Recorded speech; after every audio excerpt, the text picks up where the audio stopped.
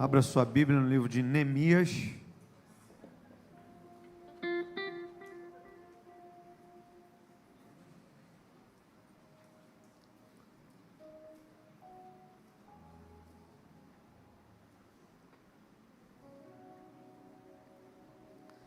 Quem está desejoso de ouvir a palavra? Amém? Queridos, hoje o dia inteiro no meu trabalho, desde que eu saí de casa, depois do meu devocional, ao longo do dia, quando cheguei em casa, tomando banho, quando peguei o carro, vindo para cá, o tempo todo, uma expectativa enorme de chegar aqui. E quando eu cheguei aqui, já próximo da igreja, eu fiquei pensando um pouco nesse culto de quarta-feira, que é um culto, às vezes, que a gente tem como um culto natural, onde talvez aos nossos olhos,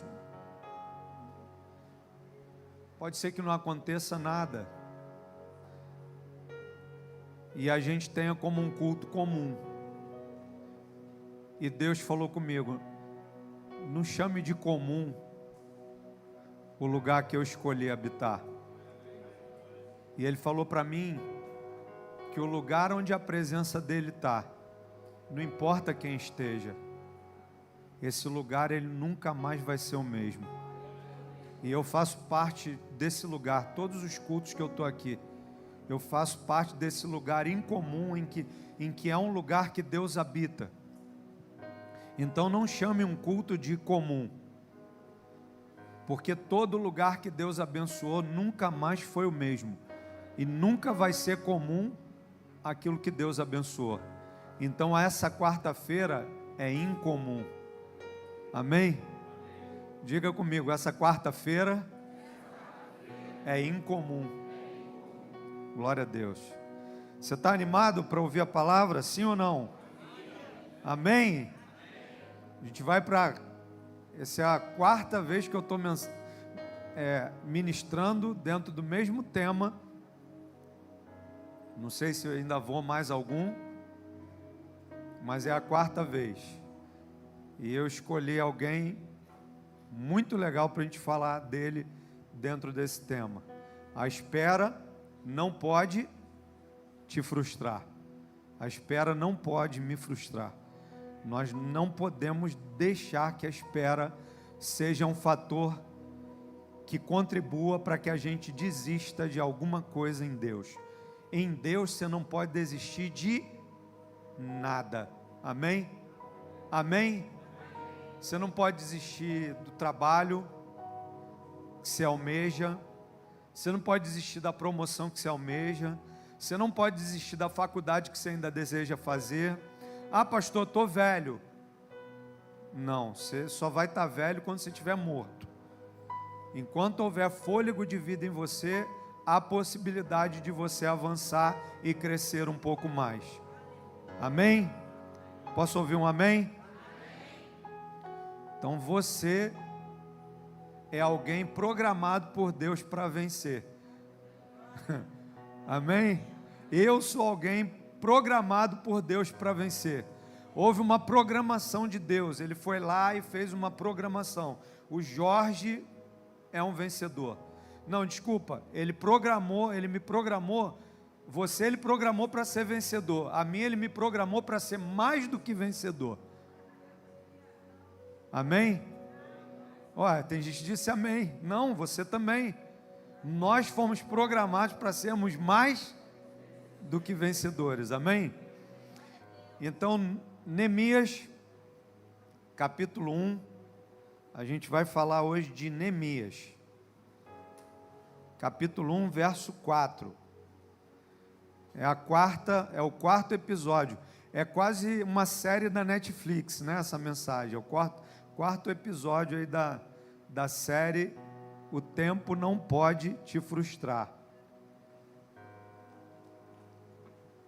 Amém? Maratonar a Netflix é para os fracos. Tem que maratonar na igreja. Amém? Ah, não perca um capítulo da série tal. E quantos cultos você já perdeu esse ano de 2024? por causa da preguiça. Toma. Hoje eu estou animado. Ai, ai, ai, ui, ui, ui. Né? Não é verdade? E a gente vai ver alguns fatores que contribuíram poderosamente na vida de Neemias para ele ser alguém diferenciado na geração que ele fez parte. Quem quer ser diferenciado nessa geração aqui? É possível. Diga comigo, é possível. Amém? Então diz aí a palavra do Senhor. Tendo eu ouvido estas palavras, assentei-me e chorei, e lamentei por alguns dias, e estive jejuando e orando perante o Deus dos céus. Só vai pegar esse versículo, mas o contexto, na verdade, é todo o livro de Neemias que a gente vai trabalhar aqui, dentro de alguns tópicos aqui. Eu separei somente 8, né, porque a gente só tem aqui, pode ficar tranquilo que eu não vou vacilar igual eu vacilei quarta-feira passada, né? E eu fui direto até 9 horas e vocês nem falaram, nem reclamaram, porque estava todo mundo com o olhinho bem atento. Amém? Porque a palavra estava gostosa. Amém, irmãos? Mas hoje a gente vai terminar às 20h30, tá? Então, tendo ouvido estas palavras, o que acontece com Neemias? Ele se assenta. Que palavras são essas que ele ouviu? Ele ouviu, na verdade, o relatório de um cenário de Jerusalém, que era um cenário de destruição, um cenário de guerra. Fica ligado aí, tá, Mateus? Fica ligado mesmo. Um cenário de guerra, de batalha, e de muita tristeza, e de incertezas, de frustrações, de medo, de angústia, e a gente pode colocar vários sentimentos aí, e colocar vários adjetivos para o cenário em que é descrito para ele. E a palavra vai dizer que quando ele ouve tudo isso, todas essas notícias ruins, a palavra vai dizer que ele senta. O fato de Neemias sentar mostra para a gente que a gente é ser humano. E às vezes a gente vai sofrer, vai chorar, vai lamentar. Tem notícia que a gente recebe que as pernas não aguentam, que a gente não sabe, na verdade, nem o que fazer e nem como fazer, porque, na verdade, foge do nosso controle. E tudo que foge do nosso controle traz para a gente não só preocupação, mas às vezes também traz sobre nós desespero, medo, e com Neemias não foi diferente. Mas a palavra continua e vai dizer que ele, além de assentar, ele também faz o quê? Ele chora e lamenta. Mas quanto tempo durou o choro e o lamento dele? Quanto tempo? Me ajuda a pregar. Quanto tempo durou, irmãos? Vocês estão aqui? Coloca lá o reloginho lá do tema lá, por favor. Alguns dias. Então, quanto tempo deve durar o choro e o lamento? Alguns dias. Por isso que a questão do luto é importante na vida das pessoas. Porque tem gente que fica se fazendo de forte e aí depois vai ter um luto retardado, onde a dificuldade às vezes é maior, porque na verdade você não aprendeu ainda o que Eclesiastes capítulo 3 diz, que há tempo de todas as coisas, tempo de rir, mas também há tempo de chorar. Então, no tempo de chorar, chore, porque quando chegar o tempo da alegria, você vai sorrir, porque a palavra diz em Salmo 126, aquele que leva a preciosa semente, andando e chorando, voltará, trazendo consigo seus molhos. O que isso representa? Ao longo de toda a vida, haverão tempos na nossa vida, tempos em que a gente vai ter que rir, e em algum momento a gente vai chorar. Sim ou não? Talvez você tenha chorado algumas vezes esse ano. Mas também é impossível que você não tenha sorrido esse ano. Você não pode deixar as dificuldades e as frustrações roubarem de você o que a Bíblia diz que nós precisamos ter: esperança. O que é esperança? Esperança é aquilo que alguém nutre a partir da fé que carrega. Deus te deu fé, Ele colocou fé dentro de você. Ah, mas a minha fé é pequena, não importa. A Bíblia diz que se você tiver a fé do tamanho de um grão de mostarda, você vai fazer coisas extraordinárias. Quando a Bíblia fala de transportar um monte de um lugar para o outro, Ele está dizendo sobre coisas extraordinárias. A fé, ela é possível ser o elemento que nos faz acessar lugares e coisas e condições que pessoas naturais não alcançarão. Isso é a fé. Através da fé, você vai acessar lugares que ninguém consegue acessar. Então Neemias, ele é natural como a gente. Ele é homem, ele sofre, ele tem os medos, ouve a notícia ruim, ele chora, se lamenta, mas o choro e o lamento duram alguns dias, porque logo depois, o que ele começa a fazer? Estive jejuando e orando perante o Deus dos céus. Primeiro vem a notícia. Quando a notícia vem, não tem como ser espiritual nessa hora. Pô, a notícia é que está em ruína Jerusalém. E talvez Neemias já tenha começado a imaginar: pô, será que meu primo fulano de tal morreu nessa invasão? Será que o meu tio morreu, a minha tia? Como será que estão os meus parentes tal? E talvez ele tenha pensado também, né? Pô, será que aquele perturbado morreu? Claro que não. Neemias era crente igual você. Não vai querer que ninguém morra, né, Neemias? Mas ele é natural. Então a notícia, ela está afetando que parte de Neemias? O seu corpo? Não. Está afetando a sua alma. Está afetando o lugar onde se processam os seus sentimentos. Mas o lugar onde Deus age e trabalha, que é no espírito de Neemias, isso não afeta. Por quê? Porque Neemias, ele se levanta e começa a jejuar e orar. Essa é a diferença, talvez, de Neemias para alguns de nós. Quando recebemos uma notícia, ou quando somos impactados com alguma circunstância ou com algum problema, e aí a gente vai sentar, vai chorar, vai se lamentar, mas tem gente que fica no lamento a vida inteira. Já viu gente que fica no lamento a vida inteira? Por que essa geração é tão impactada com a questão psicológica? Por que essa geração é tão impactada com a questão que acaba derrubando muitos e colocando muitos dentro de uma caverna, e às vezes alguns até desejando tirar a própria vida, perdendo a vontade de viver e a perspectiva de vida? Porque no ambiente em que nós temos muitas facilidades, a gente deixa de valorizar uma coisa chamada esforço. E o reino de Deus é: esforça-te para que você consiga entrar nele. Tome a sua cruz dia após dia e assim você me siga. O reino de Deus, ele fala disso. Mas a geração que a gente vive, não. A gente está parando de se relacionar com pessoas. A gente está deixando de ter necessidade que alguém nos ajude.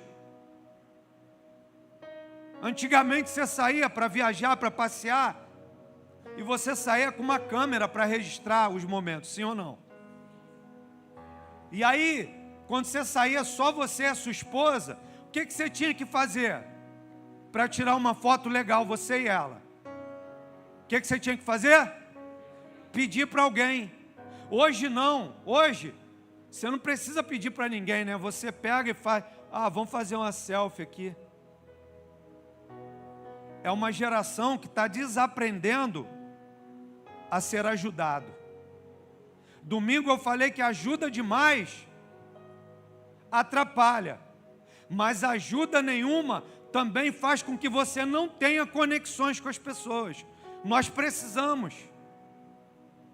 Antigamente você falava de pecado na igreja, você pregava sobre pecado, as pessoas, elas corriam para o altar para se arrepender. Hoje, você fala disso, as pessoas saem da igreja, procura outra.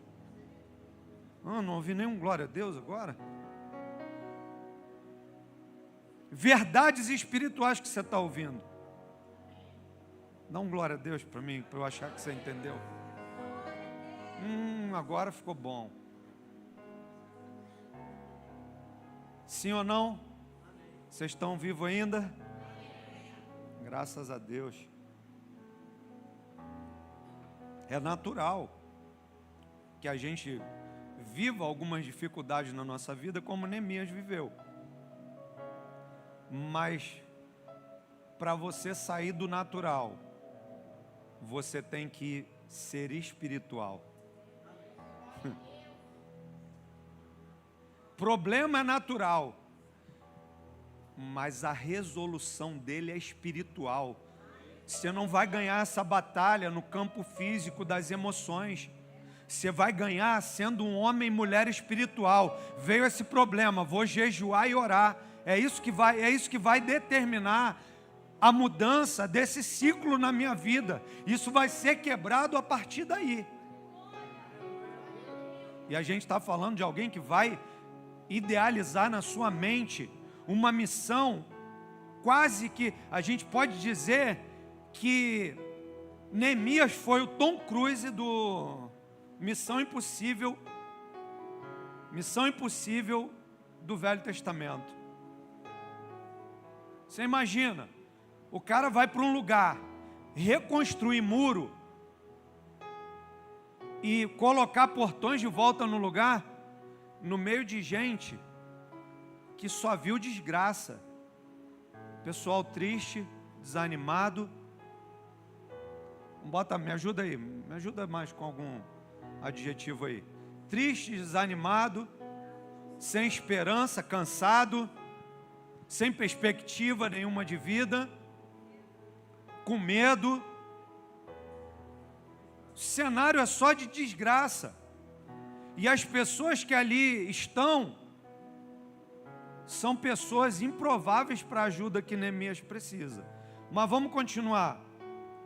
Então, alguns fatores que poderiam ter frustrado Neemias e que às vezes frustram a nossa vida. O primeiro deles é estar num lugar cômodo.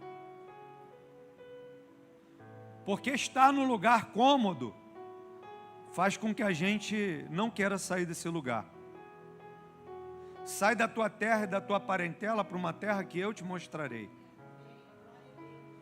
Eis-me aqui, Deus. Eis-me aqui. Saí de uma igreja que tinha mais de 700 pessoas. Aí vim para uma igreja, quando eu chego nela, os que tinham, 70% foram embora. E aí você iniciar um culto num domingo e você só vê cadeira vazia, é um cenário triste, desesperador. Você chegar num lugar em que você vai orar por alguém e quando você abre o olho, a irmã não está mais ali, você pensa, gente, estou com muito poder na oração, a irmã foi arrebatada. Deus transladou ela, não, foi embora para casa e deixou você ali orando pelo vento. Olha que cenário. Aí você faz o quê? Você volta para a comodidade.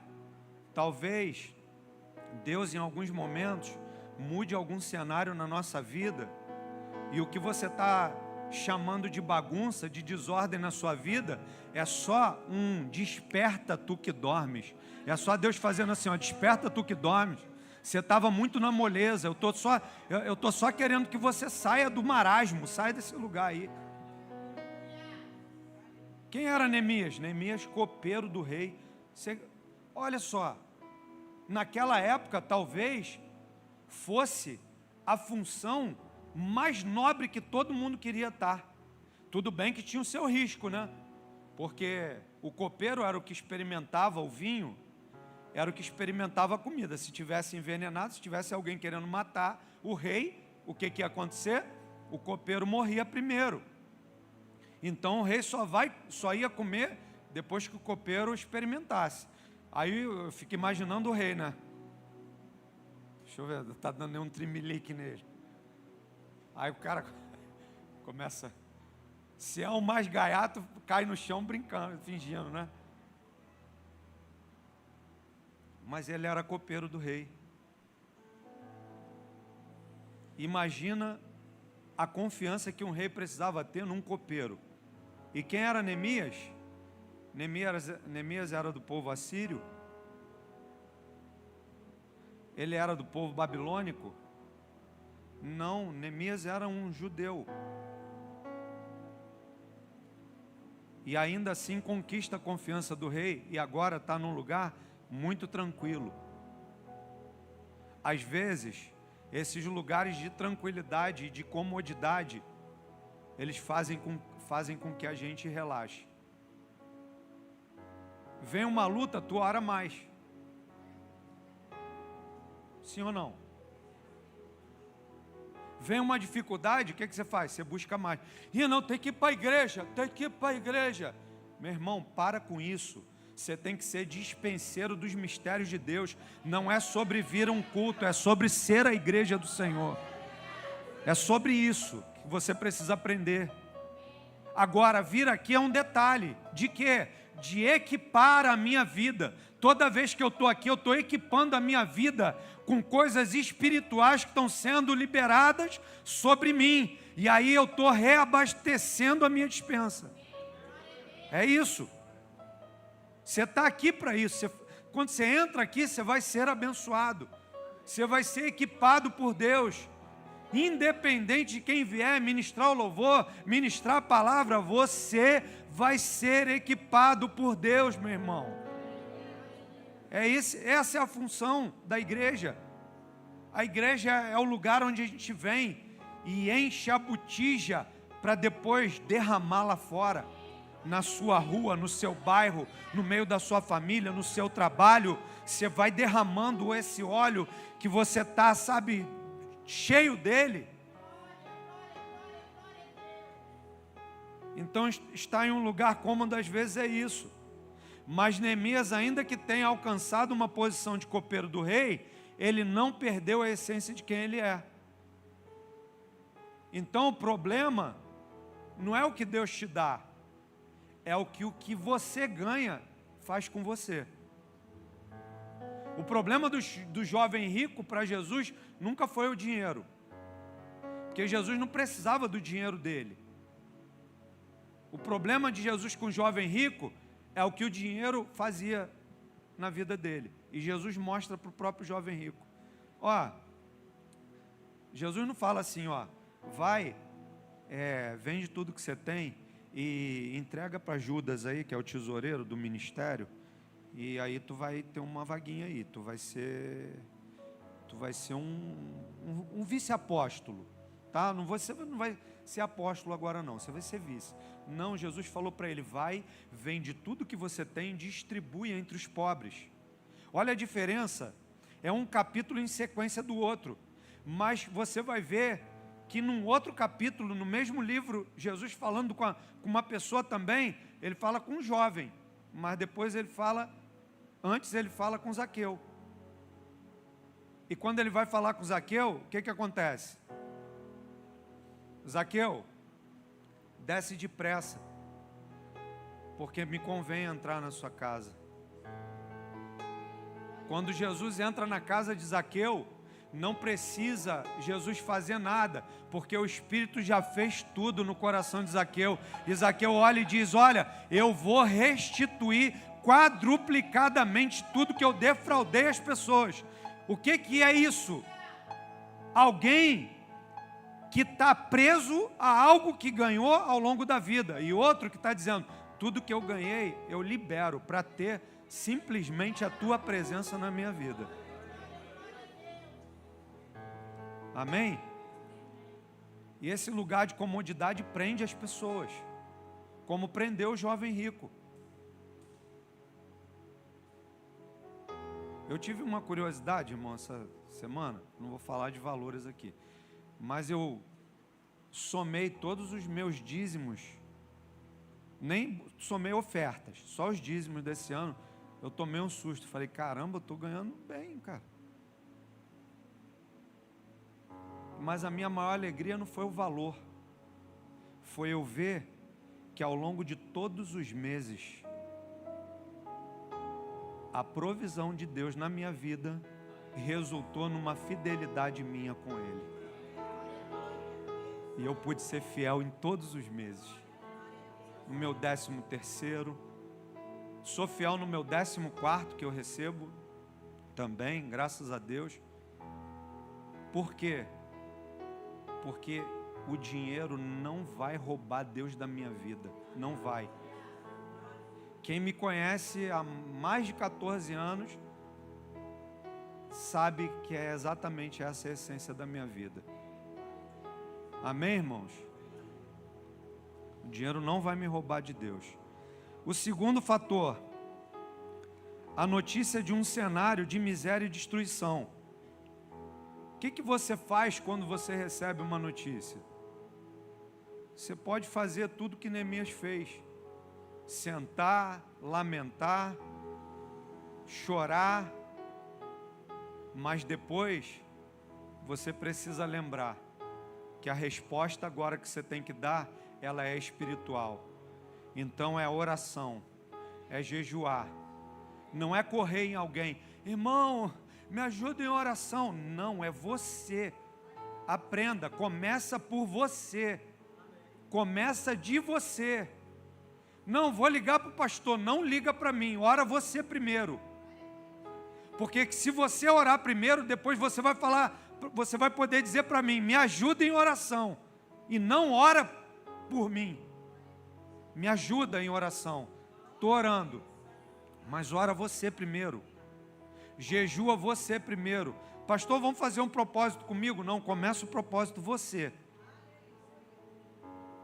Mata você essa carne que existe dentro de você. Anula isso em você primeiro. E aí depois você vai contar com outros. Quantas pessoas estão com Neemias? Ah, Neemias está sozinho. Não, meu irmão.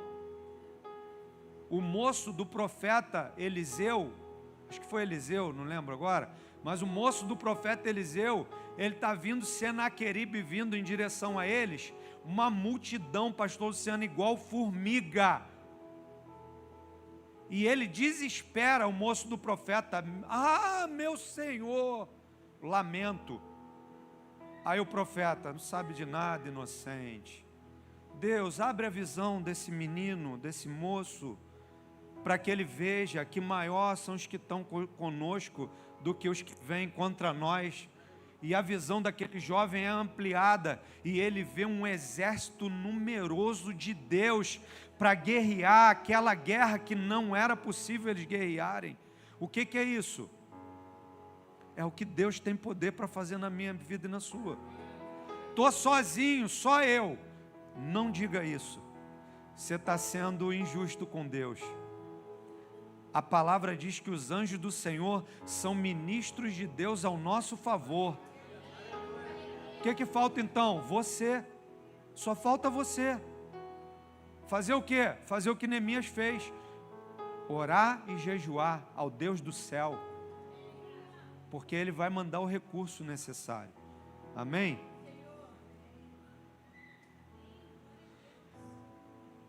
Então a notícia é de um cenário de miséria e destruição. Isso afeta, olha que coisa importante, isso afeta a alma de Neemias, mas não abala o seu espírito. Ele diz, ah Senhor, Deus que guarda a aliança e a misericórdia. Olha o que ele fala.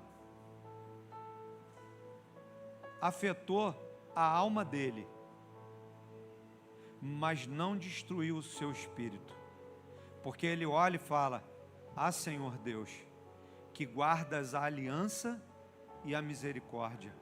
Ele está dizendo para Deus o que Deus já sabe. Ah, pastor, mas Deus já sabe da minha necessidade. Não, abra a sua boquinha, porque Deus quer ouvir de você. Ele também sabia que Adão tinha pecado e que estava escondido, mas ele pergunta: Adão, onde você está? Deus é onisciente, onipotente, onipresente. Deus sabe de todas as coisas, mas às vezes Ele quer ouvir de mim, de você. Ele não quer ouvir de outra pessoa, Ele quer ouvir de você. Fale você para Ele. Amém? Terceiro ponto, terceiro fator. Sabe qual é o terceiro fator?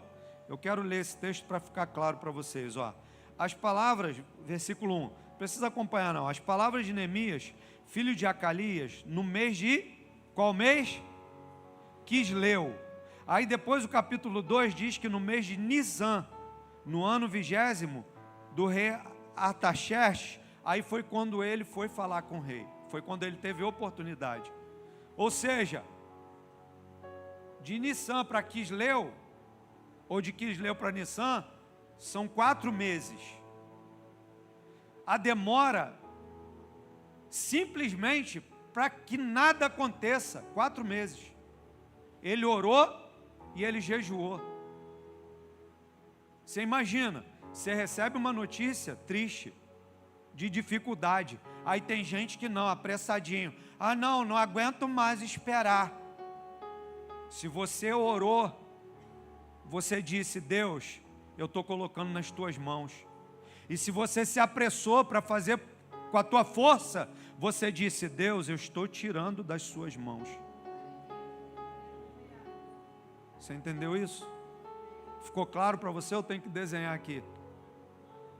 Para de tirar da mão de Deus o que você já colocou.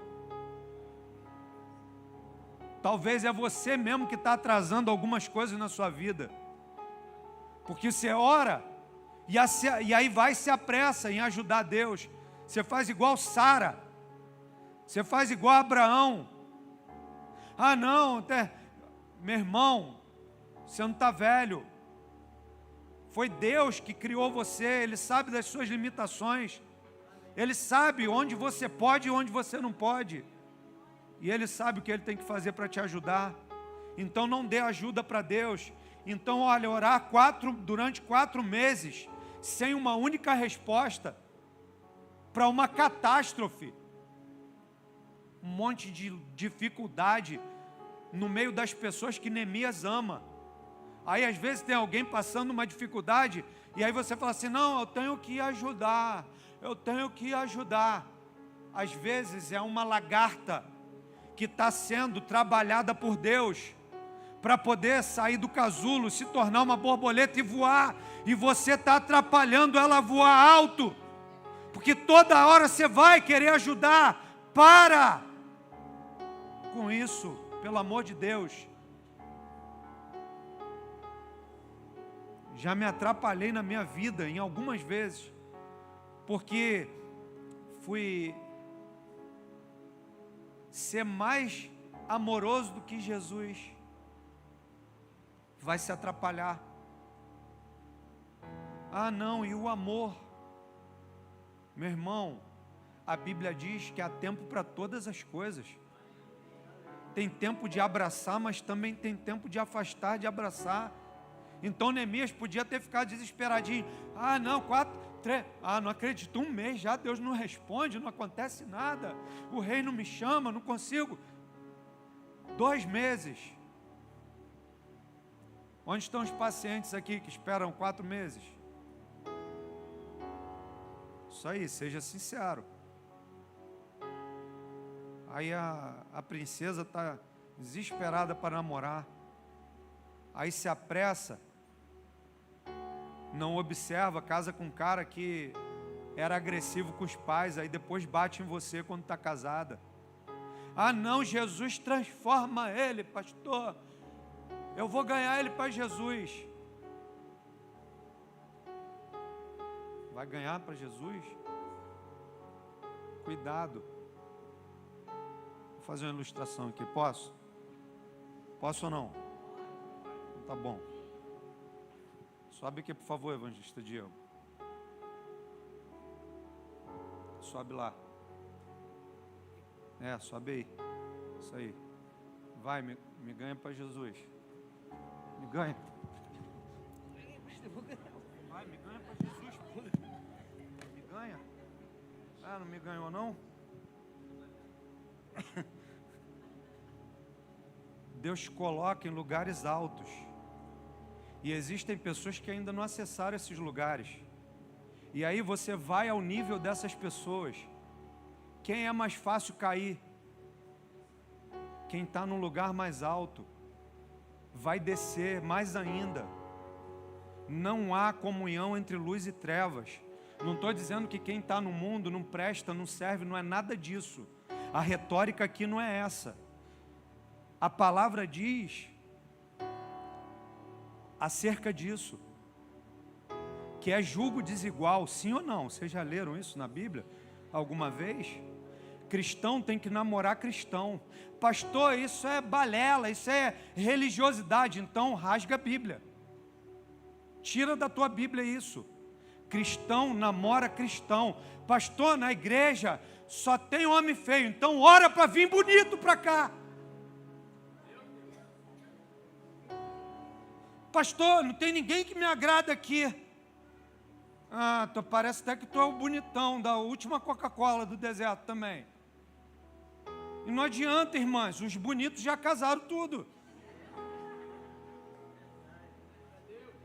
Agora era para... era para vocês pular. Deus! É ou não é, Vinícius? Os bonitos já casaram? Aí tu se apressa. A pressa é inimiga da perfeição. E é verdade. Talvez isso seja um dos jargões aí mundanos que é espiritual também. A pressa é inimiga da perfeição. Quando Deus vai recriar a terra, restabelecer ela, Ele poderia ter feito, irmãos, no estalar de dedo. Haja tudo o que precisa haver. Como que Ele faz? Primeiro dia, segundo dia, terceiro dia, quarto dia, quinto dia. Aí chega no sexto dia, Ele não diz, haja o homem. A palavra diz que Ele coloca a mão no barro e Ele começa a moldar. Você imagina? Ele é o olheiro perfeito, Ele está fazendo um vaso perfeito. Ele fez você nessa intensidade de perfeição, meu irmão. Amém? Uns vasinhos mais cheinhos, outros mais magrinhos. Mas Ele fez a gente perfeito. Você é lindão de Jesus. Viu? Você é lindona de Jesus. Amém, irmão? Eu falava até meia-noite hoje, irmão. Orar durante 4 meses sem uma resposta. Você imagina, irmãos?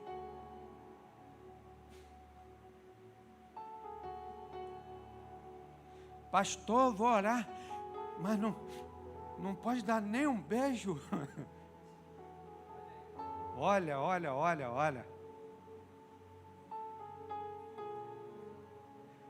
Tem irmã aqui, tem irmão também, né? Tá doido para namorar? Eu não vou nem ficar olhando muito, eu vou olhar para cima, para não achar que eu tô... Mas deixa eu avançar aqui. 4 meses sem resposta. Olha para o teu irmão só para te contar. Ele fala assim, que é isso, né? É muito tempo, meu irmão. 4 meses sem ouvir nada. Não é o seguinte, Deus chegar e falar assim, eu estou preparando aqui, calma que está sendo aprimorado. Não, nada. Não ouvi nada. Resposta nenhuma. Deus não fala nada. Não dá nenhum sinal. O rei não chama ele. Não tem oportunidade dele poder expressar aquilo que ele precisa. Nada. Mas deixa eu te ensinar uma coisa. Sabe por quê? Que isso não afeta o tempo de espera de Neemias?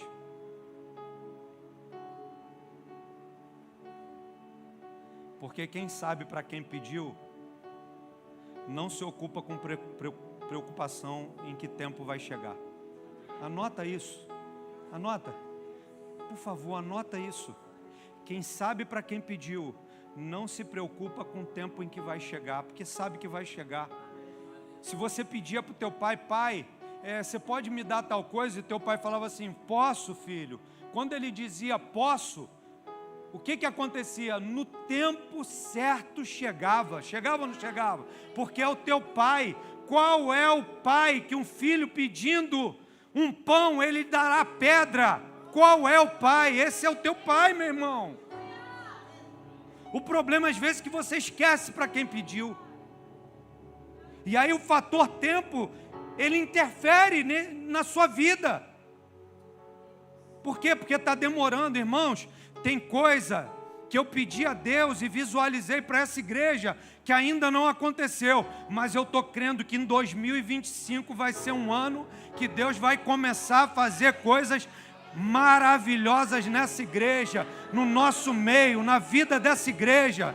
Sabe para quê? Para mudar o cenário dessa cidade. E eu voltei a sonhar de novo como eu sonhava, irmãos. Vocês me perdoem, 2024 foi um ano de marasmo na minha vida, eu bobeei com algumas coisas. E eu sei que eu acabei afetando algumas coisas que Deus tinha para a igreja. Eu reconheço e peço perdão a Deus e a vocês. Mas eu estou sonhando de novo. Amém? Então quem sabe para quem pediu? Como é que é? Me ajuda. Quem sabe para quem pediu? Isso aí. Eu não vou me ocupar com preocupação com o tempo da espera. Quando vai chegar? Não sei, não me interessa. Eu sei para quem eu pedi. E eu sei que Ele é fiel e poderoso. Amém? Pedi e dá-se-vos-á. Batei e abri-se-vos-á. Que Deus é esse, meu irmão? Um Deus que pode tudo na minha vida e na sua. Amém? Infelizmente eu não vou conseguir terminar, irmãos. Não, é sério. Eu estou só no terceiro e eu não vou fazer aqui de qualquer jeito não. Que horas é isso aí?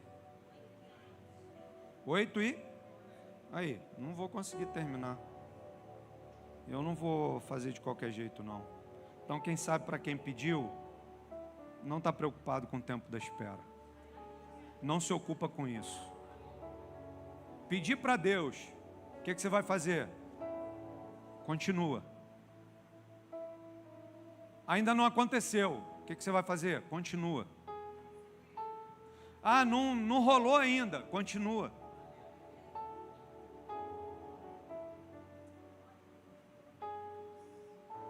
Deus prometeu para Davi que não faltaria rei no trono dele. Tem coisa que você pediu para Deus e que talvez você não veja, mas outros vão acessar essa promessa. Tem coisa que você pediu para Deus que outros vão acessar essa promessa. Eu lembro que quando eu me converti, meu maior desejo, e vou te dizer, tem desejos seus que para Deus são... escuta bem o que eu vou te dizer agora, presta atenção. Tem desejos seus que são tão nobres para Deus que não são desejos mais para Deus, são orações. Tem desejo meu e seu tão nobre. Eu lembro que quando eu me converti, minha mãe se converteu primeiro, aí minha irmã Regiane já tinha reconciliado, eu era o que estava ainda perdido. E eu lembro que quando eu aceitei Jesus, quando eu me converti, eu comecei a visualizar e sonhar e desejar que meu pai e minha mãe reatassem. Eles se separaram quando eu tinha 18 anos de idade. Foi muito triste. não conheciam Jesus. Às vezes, quando eu ensaiava falar para minha mãe do meu pai, ela, nem pintado de ouro.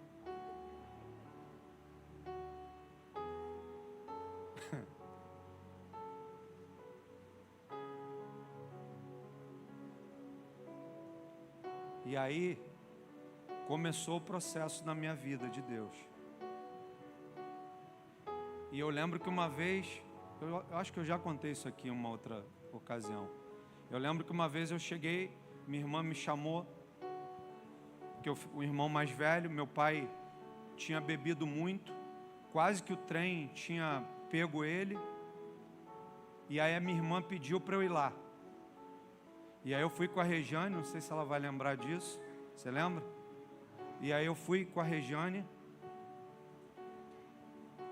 para poder conversar, e aí eu me coloquei ali quase que como um pai do meu pai, chamei a atenção dele, fui duro com ele, e aí quando eu estava saindo no portão da casa da minha irmã e do meu pai, o Espírito Santo me pegou de uma tal forma, eu tinha, sei lá, eu acho que eu não tinha nem 2 anos na igreja, irmãos, e Deus me pegou ali e falou, você está atrapalhando o que eu tenho para fazer e o que eu posso fazer. E eu entendi.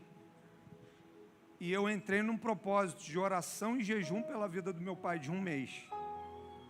A primeira semana, irmãos, foi só de dor de barriga. Você lembra? Faltou papel higiênico lá em casa. Desculpa eu ter que falar isso. Mas eu continuei firme no propósito. Quando passou 1 mês, meu pai foi na igreja e aceitou Jesus. Estou dizendo que foi meu jejum, a minha oração, mas eu fui alguém que perseverei, acreditei que podia acontecer. E aí meu pai aceitou Jesus e ele, apaixonado pela minha mãe não queria ver ele nem pintado de ouro. E aí Deus me mostrou, agora você pode falar algumas coisas para ele, agora ele vai entender.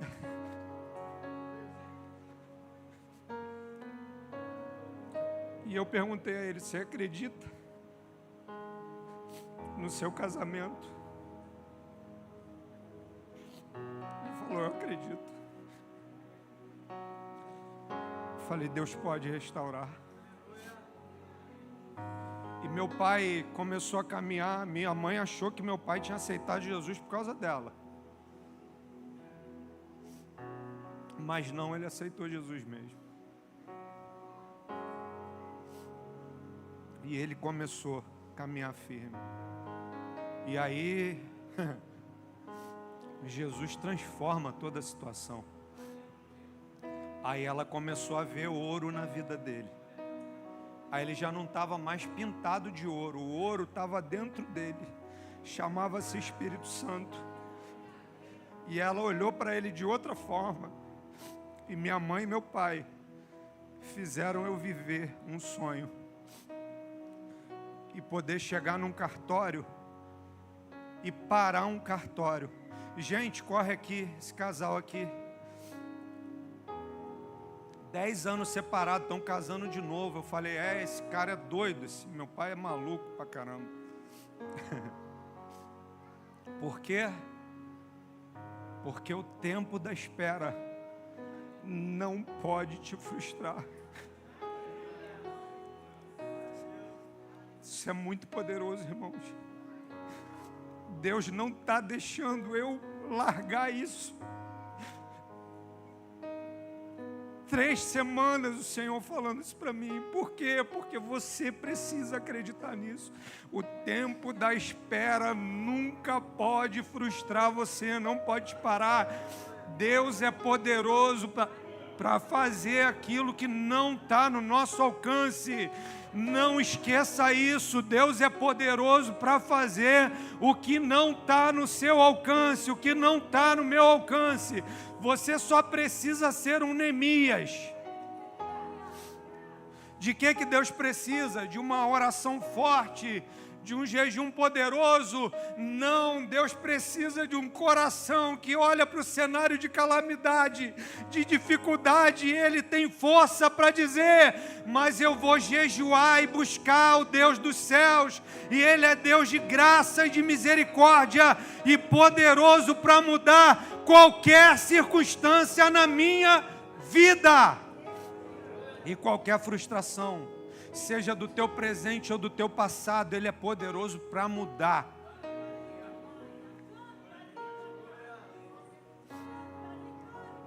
Você crê nisso?